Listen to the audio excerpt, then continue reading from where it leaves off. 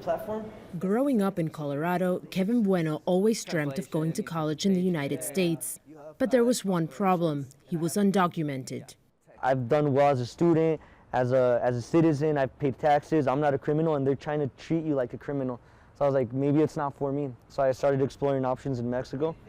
Kevin is a dreamer. Born in Mexico, his family took him to the U.S. when he was just 4. Almost 20 years later, he felt his options there were exhausted. We are the dreamers! He'd registered for the Obama administration's Deferred Action for Childhood Arrivals program, or DACA, which allows undocumented minors to stay without fear of deportation. With President Trump announcing the program's end and with increased hostility towards immigrants, Kevin chose to leave. He received a full scholarship to study business here at the University of Monterrey in northern Mexico. Reconocer es una beca que en medio de tanta... This scholarship is designed as a positive message for our compatriots in the U.S.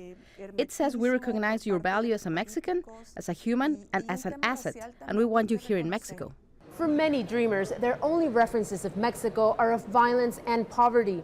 But increasingly, institutions such as this university are targeting these young men and women while they're still on the U.S. side of the border. And they're hoping that by offering them attractive professional and educational opportunities, they'll choose to realize their dreams here in Mexico instead. The Mexican government has announced a series of steps it says will streamline the return of dreamers. But no funds have been allocated, and some feel more needs to be done to make Mexico more appealing than the U.S. A lot of people is saying, yes, they are Mexican, we love them, we support them. But at the end of the day, a lot of people are also think like Trump, like they are going to come and steal our jobs. Returning home, especially after so long, is never easy. But those who've done it say this is Mexico's chance to shine. You just pre-programmed to think that you're in the best and you're about to go to a third world country with no opportunities.